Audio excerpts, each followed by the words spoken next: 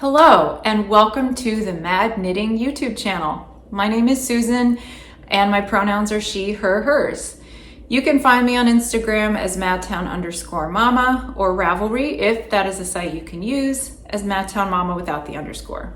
This is episode 13, and today is March the 4th, 2022. It is Friday morning, and it's been about 2.5 weeks since I last did an episode, so I do have some things to share, obviously. This is, if you're a new viewer, this is basically my video journal where I share the things that I am making, finished, working on, whatever. Usually that's knitting, but occasionally other things make their way in, like sewing. I do have a little bit of sewing to share today. And also, just to put this out there right at the beginning, I am a firm believer that the personal is political, and vice versa. So while I try to refrain from going on long rants and raves about various topics, because I don't think that's necessarily helpful or productive to the world, I am pretty clear about my positions on various topics. So I think it's unhealthy to avoid expressing your opinions when something is important and affecting a lot of people. And that is going to come up today. So just putting that out there. Let's see. I'm going to start by just acknowledging the crisis unfolding in the Ukraine. It is very difficult to see the suffering that is happening there. It feels so unnecessary and needless. I actually think that all war is unnecessary and needless, but this is the crisis that we're seeing kind of 24/7. So yeah, I don't really have anything. I don't have particular personal connections to Ukraine, although actually on my dad's side of the family, long ago, my ancestors came over on a boat from there. They were actually German-speaking people who had sought refuge in Ukraine in the 19th century, and at one point they had to leave Ukraine and came over here to the plains, and we're farmers. So while I don't really have personal connections there now, I do have family history that dates back there, so it's been really hard to see. I'm not like a great resource on where to donate money, but I will just say that I did make a donation to World Central Kitchen. It's a group, I believe, of chefs who prepare food for people who are in desperate situations, refugees, etc. So that is a cause that I can get behind, so I donated some money there, and I will put a link in the description box below. The other thing I wanted to say is that I've seen on Instagram some people highlighting Ukrainian designers whose work can be found and purchased on Ravelry, probably other places too, but Ravelry is kind of where I've seen the references. So if that is not a site you can use, I'm afraid this isn't very helpful, but I just wanted to mention quickly that a local knitter I know named Crystal, her Instagram handle is Lyrical Knitster. She made about a 1.5-minute video tutorial explaining how to filter for Ukrainian designers in Ravelry pattern searches. So I will link that also. And by way of that, I thought I would just show a pattern that I've made by a Ukrainian designer. I don't think I can pronounce the designer's name properly, so I'll make sure it goes on the bottom of the screen because I don't want to mess it up. But this is the Gossamer sweater. This is a child size. I think I made like the 8 to 10 size.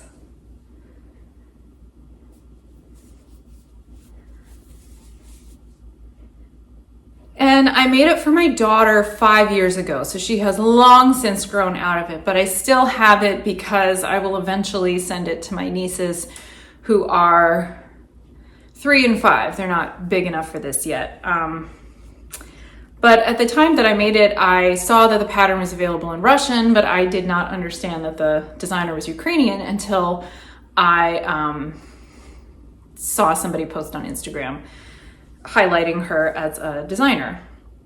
So I don't have a ton to say about this. It was a well-written design. It's a beautiful design. This designer has many, many gorgeous patterns, and I'll probably buy some more to support her. But this was, let's see, it was top down in one piece. There is a saddle shoulder construction, so you really have to watch the instructions carefully, because at the same time that you are doing these cables,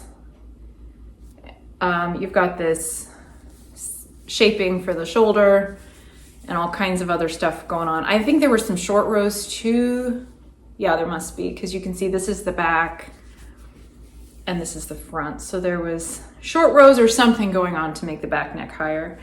My daughter loved this sweater. She wore it a lot.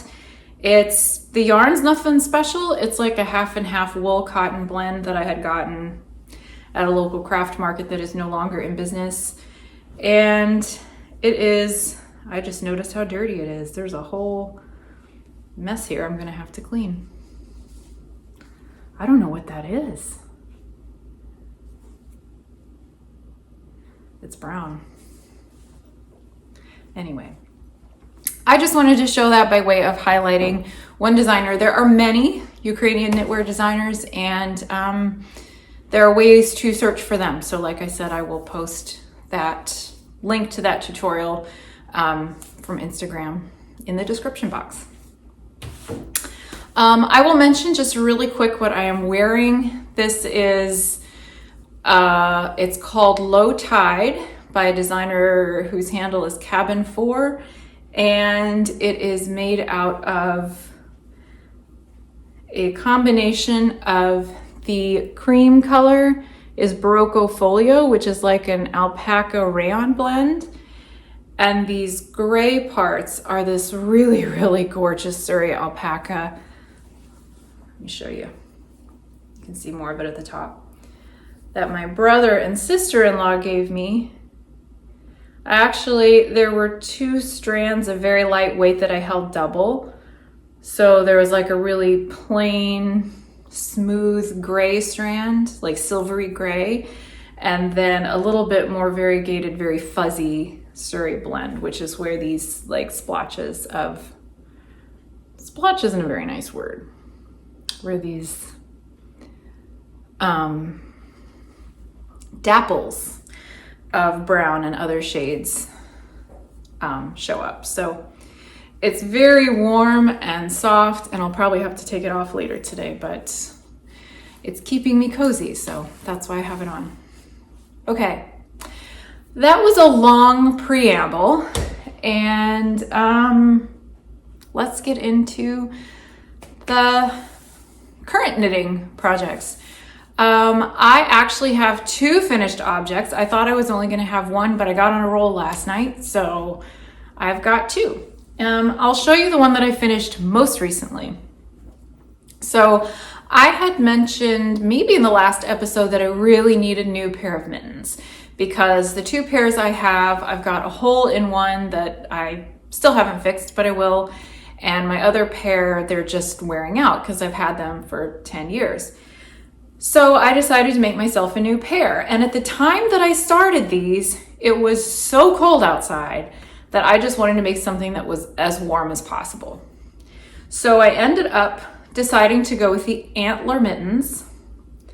This is a pattern by Tin Can Knits, and it is not a free pattern. I believe it is $6 US, but it's got this really cool antler style cable pattern that goes up the back of the hand. They also have a hat version and a sweater version in all sizes. In fact, the mitten pattern comes in all sizes. One of the things, I have the pattern, it's just in black and white, but I can show you the cover picture. One of the things that I just love about Tin Can Knits, I don't want to give anything away, so I'm folding up, is that just about every pattern of theirs, almost every single one, comes in a full range of sizes, from baby through, you know, triple XL adult. So anything from like 18-inch chest or whatever it is for a tiny baby through something like a 60 or 65-inch bust size. I'm not exactly sure, but it's a pretty big range. So whenever you buy one of their patterns, you can count on having all those options available. If you wanted to make something for the whole family, you could. It's just very inclusive that way. And the antler mitten pattern is no exception. It's got toddler sizes through very large hand. So I made the adult small because I really like my mittens to fit snugly. The mittens I have already are kind of loose. I think that's partly through wear and just partly the size I made. And that's good when it's really cold and I have to wear a liner underneath, but they tend to flop around, and I just wanted something that fits a little more snug. So I made these, and I'll talk about the yarn in a sec. But these are going to be, they are so warm. I made the cuffs a little extra long. As you can see, they fit over my hands perfectly, and I used extra warm yarn to make them. I actually screwed up and didn't realize it until last night, so I'll throw a picture in here for you to see. But the first mitten I made longer than the second mitten, and I didn't realize it. I hadn't done the thumbs, but I didn't realize it until I had like closed up the top and even woven in the end, which was kind of a bummer. But as it turned out, I had miscrossed one of the cables at the top in the decrease, so it's just as well that I had to redo it. Now the yarn I used, I held two things doubled. I'll show you the yarn and then I'll show you the labels. I actually have it together enough to do that today. So this is a local yarn. It is a 2-ply Romney from Yorkshire Rose Farm. And I held it double with Knit Picks Aloft in the color Koi. So this is a dark rust colored orange, and this is a very bright sort of goldfish orange. And then here are the labels. Yorkshire Rose Farm. I believe the owner is retired or about to retire. And I don't know that this was ever available like on a website or anything. I just bought it at the farmer's market because she used to sell there. And she's just a delightful, lovely person. So I have a lot of random skeins of her yarn in my stash, and I'm happy about that. And then this is the Knit Picks Aloft. So it's a mohair silk blend. So it's sort of a combination of like very rustic. I mean, Romney is, this is really tough yarn. Like, I don't think I would even want to make a hat. Well, I don't know. If I made a hat out of this, I think it would be pretty itchy unless it was really cold outside. But it wears really, really, really well. And the mohair silk is obviously a little more delicate, but it's also very warm. So when you hold the two of them together, you get this. And I knitted it a pretty tight. I mean, I used size 6 needles, and with those two yarns together, it was really, really dense. Like, this is a really dense fabric. So,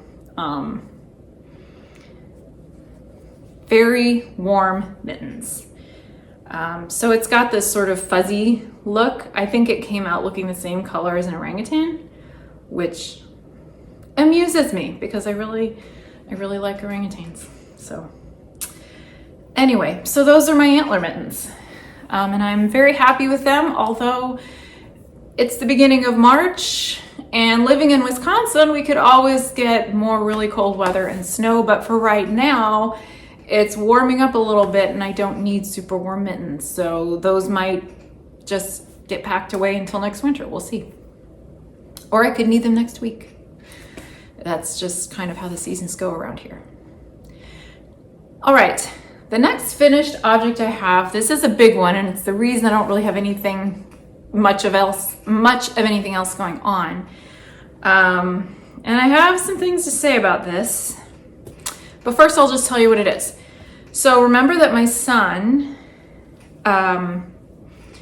has been wearing his coat inside, and I offered to make him a sweater, and he thought about it and agreed to it, and so I made him a sweater.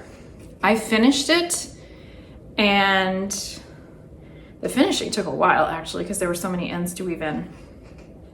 And I blocked it yesterday, and it's still pretty damp, so I have to hang this back up when I'm done. But this is a hooded pullover made to fit a sort of tall, pretty skinny 16-year-old. It's got a kangaroo pocket in the front, piece of lint there, long sleeves. It was top down, raglan shaping, pretty basic. All right, so the pattern is called the Montrealer. It is from Les Garçons. The designer's name is Vincent, and I've got some things to say about him. But first, I just want to make some comments on the pattern. There are two modifications that I made. The original pattern calls for stripes. It's this really cool striped pattern. My son did not want stripes. He likes things pretty plain, so I left out the stripes. Easy enough modification. The second thing was that the hood instructions on this pattern were bizarre. They made no sense, and they looked like a pain. It was sort of like you picked up half the stitches, and there was like some short row stuff, and you do half the hood and then the other half and then stitch it down, and it just made no sense whatsoever.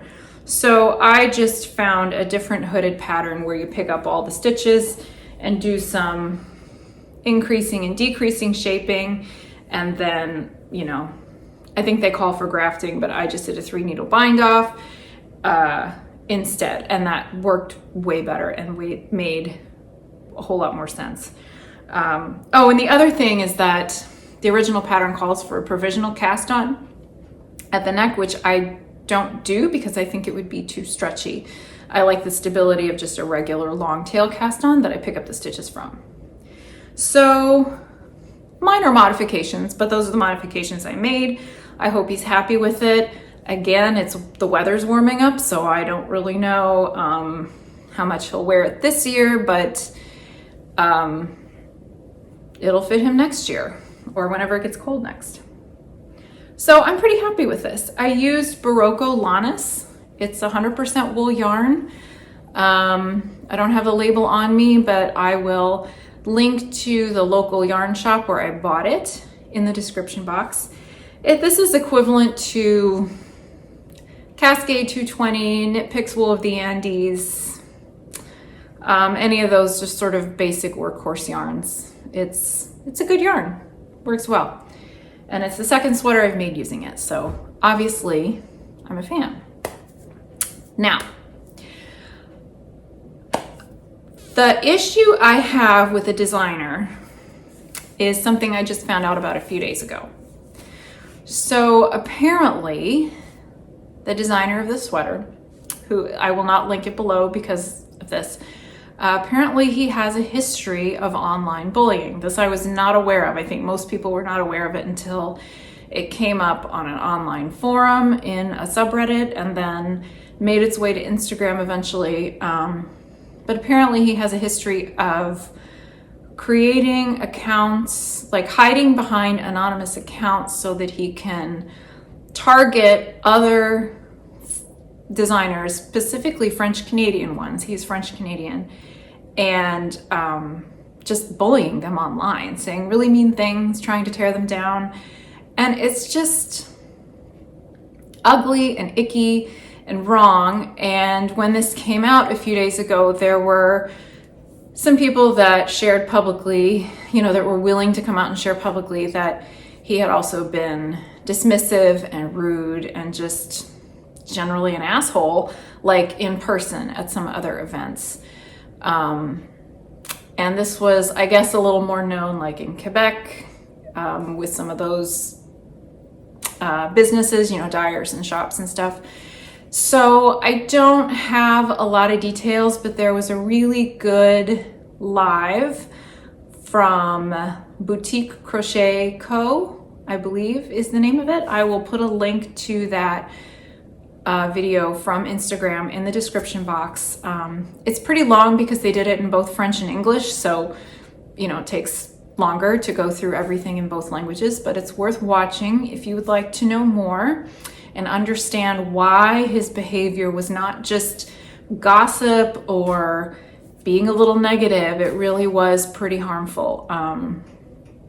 But anyway, when I find out something like that about a designer or a yarn dyer or anything like that, I don't support them anymore, because there are so many more people out there who are actually lifting up the community and doing good, that I would rather send my money their way. I regret having bought his patterns. I've made 3 of them, as you know if you've been watching me. The Unbearable hoodie is his design. I had a lot of fun making that. The designs were fine. The sweater was fine, but I'm not gonna buy any more of them because I don't want to support somebody who behaves like that, especially to other people in the industry. So that's what I have to say about that. So all that got me thinking a little bit about why we make things, why we like to craft, to create, and what that means, like today, especially, like in the times that we're living in the times of a lot of disruption and upheaval and anxiety, and also a time when we are so connected online, maybe more than we should be. I mean, I admit I spend more time on social media than I ought to. And I don't know that I have like a lot of really insightful things to say, but I guess I just wanted to share a few thoughts I have about why I make things and how that aligns with my own values and ethics. I don't like being really preachy about stuff, so I'm gonna try to keep this, you know, just share my own perspective and keep it fairly brief.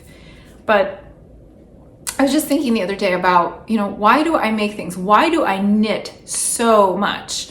I know I've shared here before that I knit basically all the time, and I think lately especially I've been pretty productive. This is the second full-size man sweater with a hood I have made since November. I've made sweaters for myself. I mean, I make a lot. I knit a lot. I knit all the time. It helps keep me focused. It helps, there are actually therapeutic benefits to doing something with both hands. This is like something that psychologists and neuroscientists know.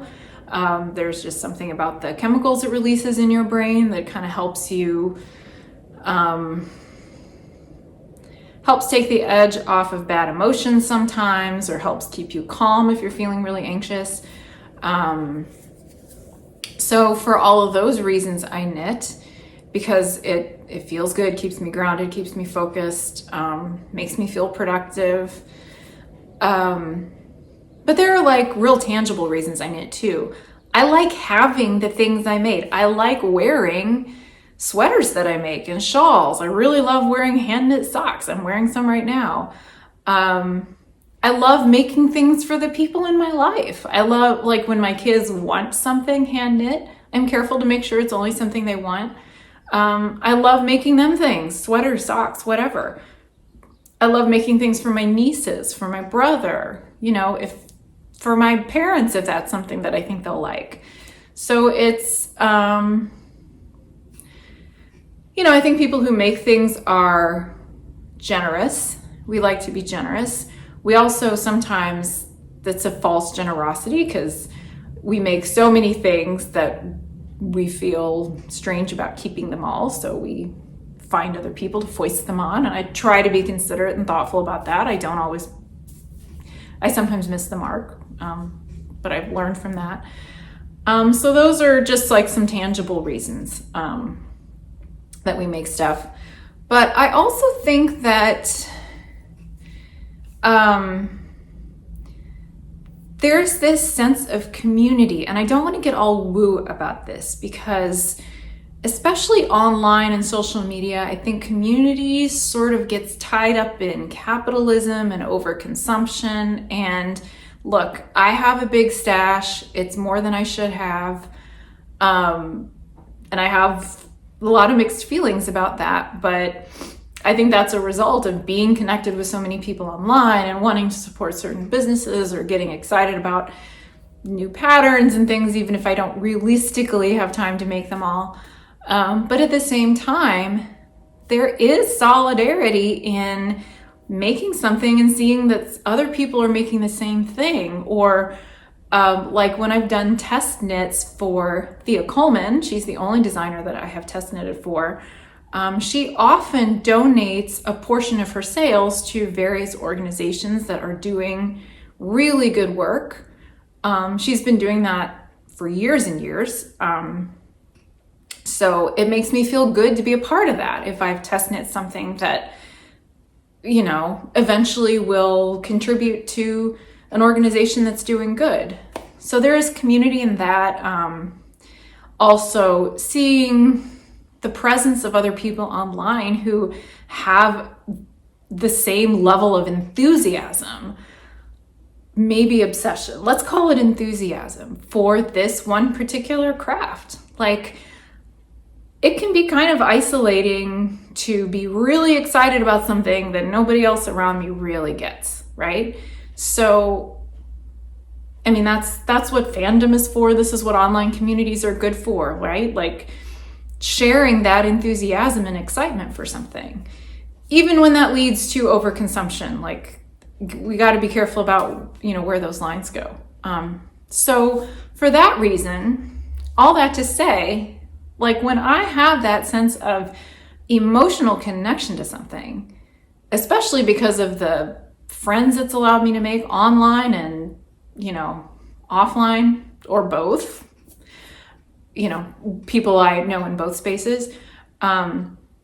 It also means that where I put my support, so like who I'm following online and which businesses I'm spending money on, it's really important to me to know that they're people that I want to support, right? So if I find out that somebody's a bully, if I find out that somebody is spreading misinformation online or is supporting, you know, racist, white nationalist causes, forget it.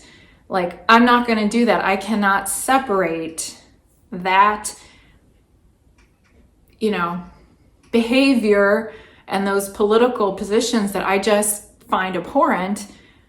I can't separate that from their art or, you know, their designs. So I'm sure I know I've spent money on people who I later learned were problematic. It's possible I've still done that. But that is why it's important to me to bring these things to light in whatever way I can, and at least know that moving forward, if I buy patterns, if I buy yarn, if I support a business, that, you know, those are people that are worth supporting because they're contributing good things to this community. So anyway, that's not to say that I am perfect or that I have thoroughly 100% vetted every single purchase I've made. I mean, this sweater for my son, obviously I bought the pattern before I knew anything about the designer's poor behavior. I had no reason to know otherwise until these things came to light a few days ago. But, you know, I used mass manufactured commercial yarn. I didn't buy it from some small farm or some indie dyer or anything. So, you know, it's not like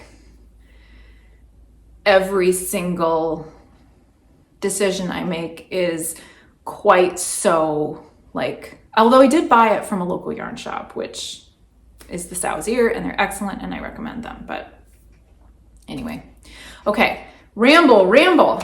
So I have one work in progress to show you. We're just gonna move right on, jump into that. Because of the sweater and those mittens, I was really pretty focused. I still have 2 other sweaters on the go for myself that I have hardly touched because I really wanted to get this done for my son. So I'm not even gonna show you those, but I do have one thing to show you quick. This is a plain sock.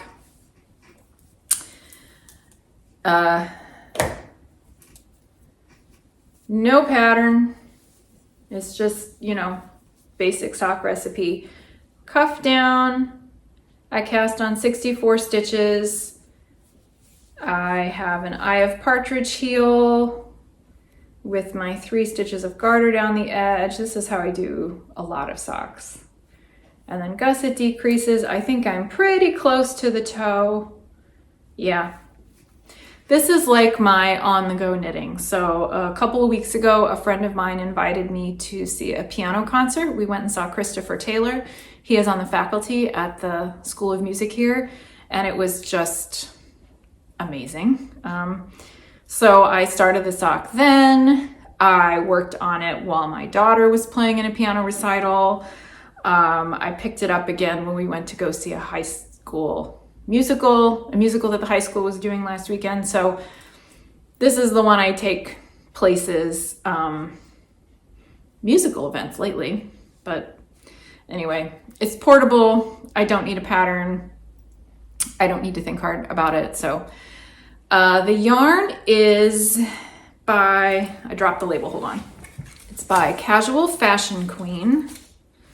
I don't know much about this dyer. I don't know anything about this dyer. I just know that I liked the yarn and I got it at a local shop that is no longer in business.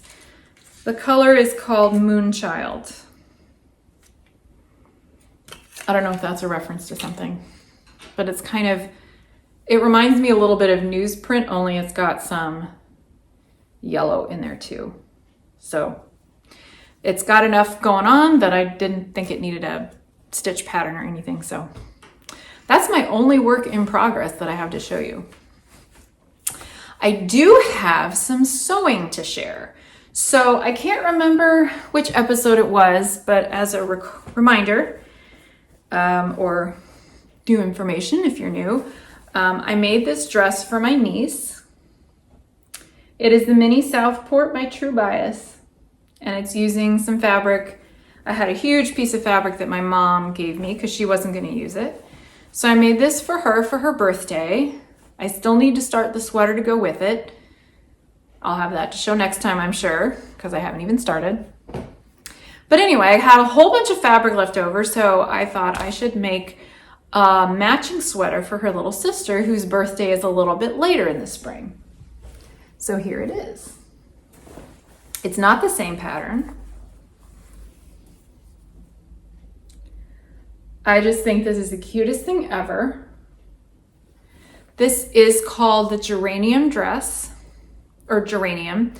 It's by Ray Hoekstra. Her website is Made by Ray. And she has several patterns. They're very pretty, basic wardrobe staple type things for both children and women.